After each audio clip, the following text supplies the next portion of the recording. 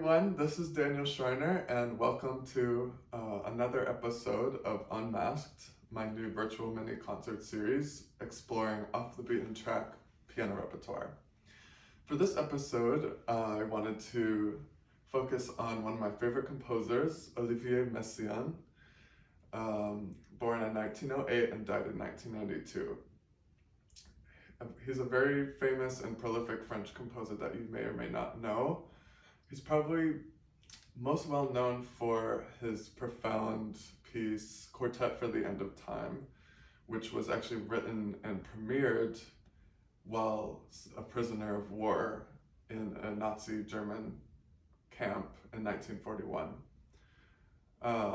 But the most interesting paradox I've found with Messiaen is, despite his instantly recognizable and highly original compositional language, he has somehow served as a point of inspiration or a forerunner for so many 20th century Western classical aesthetic movements.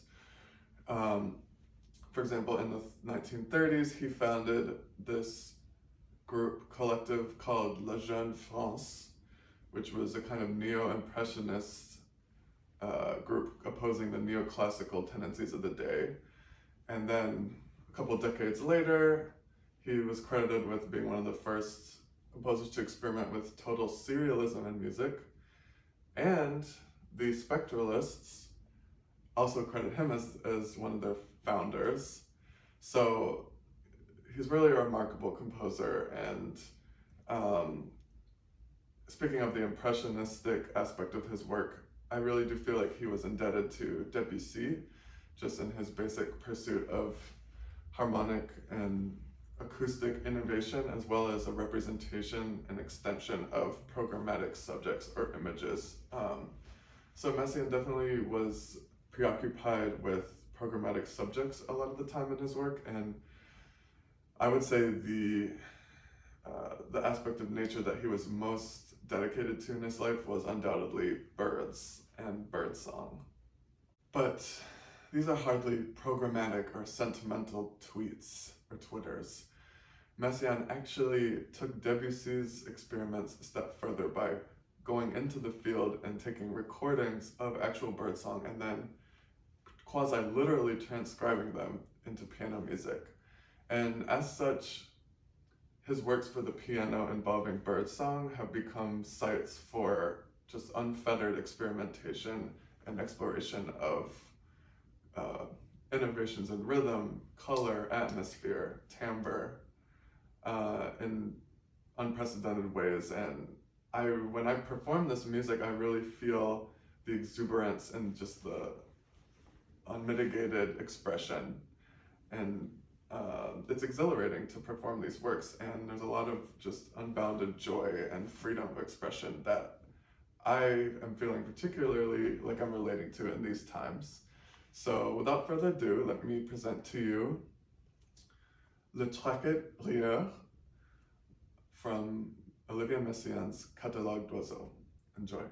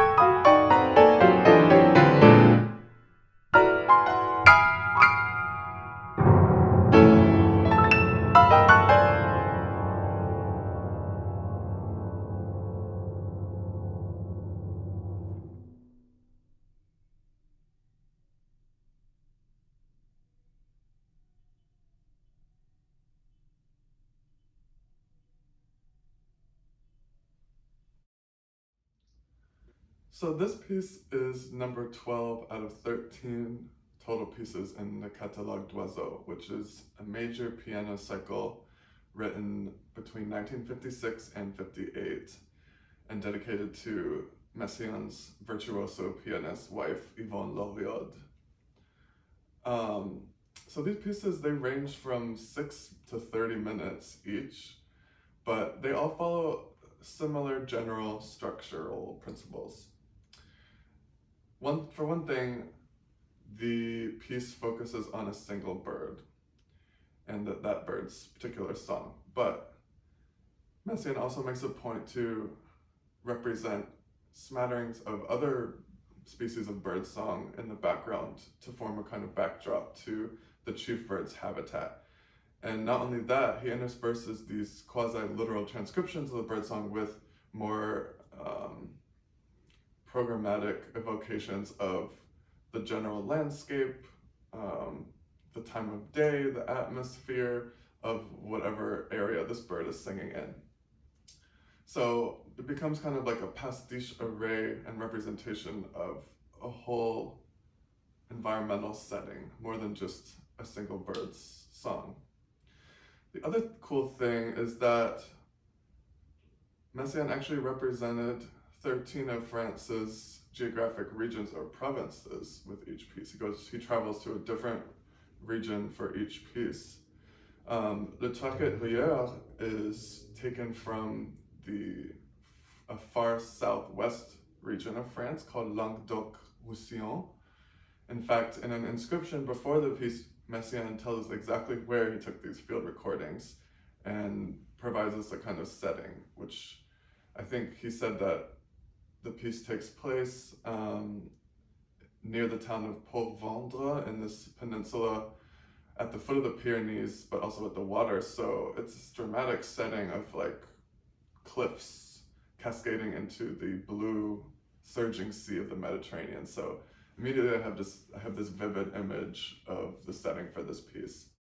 So let's take a look at the score now to see some of Messiaen's descriptive captions and how he actually organizes this piece, because from just hearing it, it seems like a crazy jumble of sound, but it's actually very regimented and organized. So while most other composers would stop at something like adagio or andante, Messiaen actually describes images or impressions. For example, he starts this piece with a recurring, almost refrain that he titles Joie de la mer bleue, or Joy of the Blue Sea.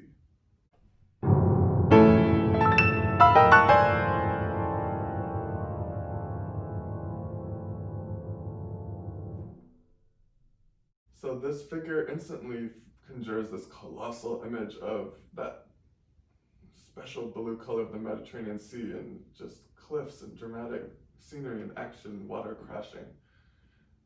This arresting motif of sorts serves as a chief structuring device for the piece.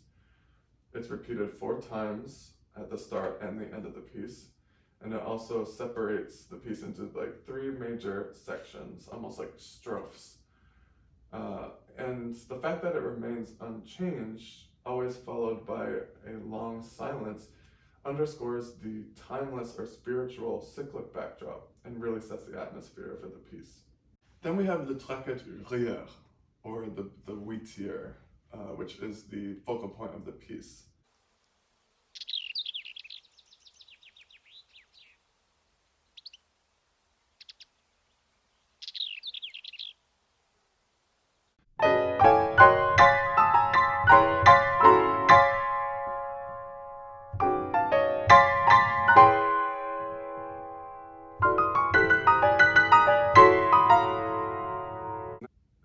basically this bird song is easily identifiable, but it's never identically repeated.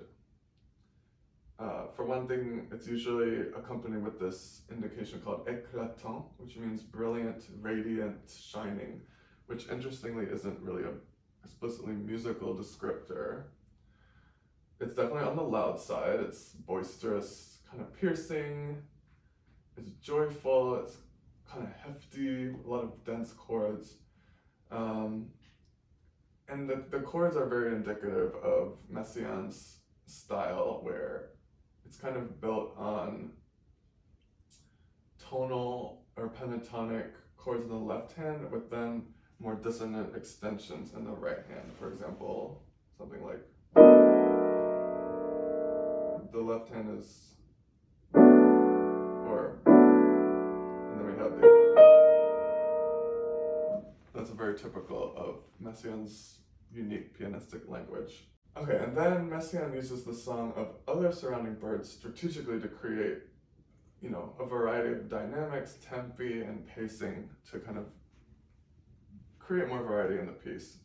I would say Le Merle Bleu, which is the bluebird, gets the most representation after the Traquet Rieur. It's also the slowest and softest and kind of gives a romantic antithesis to the Traquet Rieur.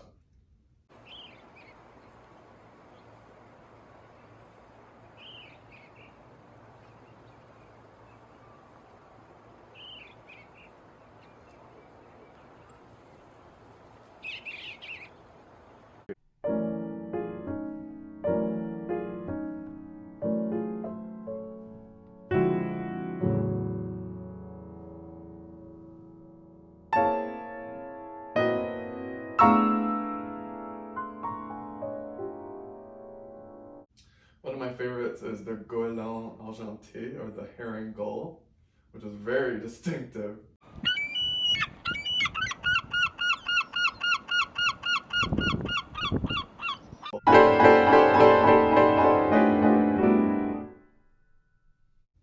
It's also the martinet noire, or the common swift, very high-pitched call.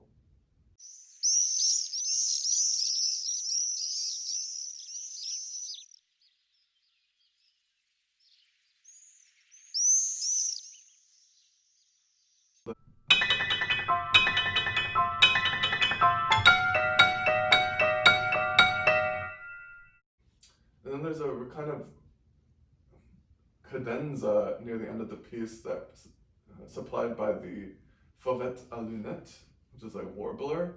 And to me, it's great. It's like it provides a lot of momentum. It's kind of like a activated jazzy battery of sounds.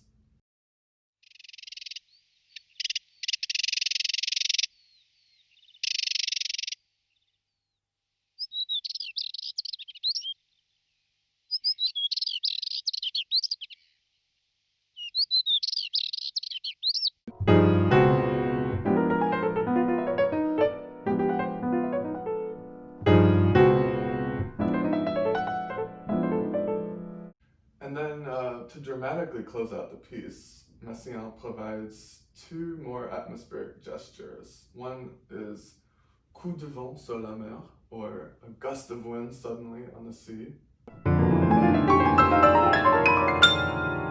And lastly, poudroiement argenté du soleil sur la mer, which kind of translates as like silvery powder of the sun on the sea. So it's like this image of kind of glinting light of the sea.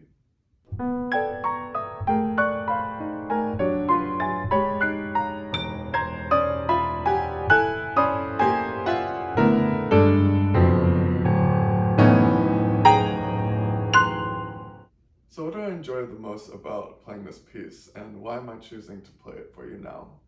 A couple of reasons. First, its exuberance just kind of injects me with much needed adrenaline because I'm just at home alone every day. It's just infectious, and it's exuberant, and it's kind of cathartic to play. And I hope it feels that way for you too. Second, just the setting, the imagery of the Mediterranean and a sunny, warm sea and cliffs. It's just the perfect escapism for this particularly gloomy January. And third, there's this idea of the bird being a metaphor for freedom, which is something we've heard before, but I'm thinking about it beyond just the sense of that birds can fly. I'm thinking about their song in particular. When birds do their calls, they do so instinctively with no holds barred, just unmitigated expression. And that is inspiring to me, and I just take it to heart and take it to mean that, you know, when we see the end of the crises that we're currently going through, it's just a reminder to hold out until that time when we can fully feel fully alive again and freer than we are now. And when we do so, to just don't hold anything back, you know, just live and express yourself in an unrestrained manner, just like these birds. So I hope you take some of those ideas to heart. Want to thank you for tuning in again to Unmasked. If you feel so inclined, please give my YouTube page a subscribe or my page a like. If you want to help support this series, please consider making a donation to my Venmo at dschrein43. That's SCHREIN. And yeah, thank you. Stay tuned for the next episode of Unmasked, and please stay safe and healthy and happy. Thank you. See you soon.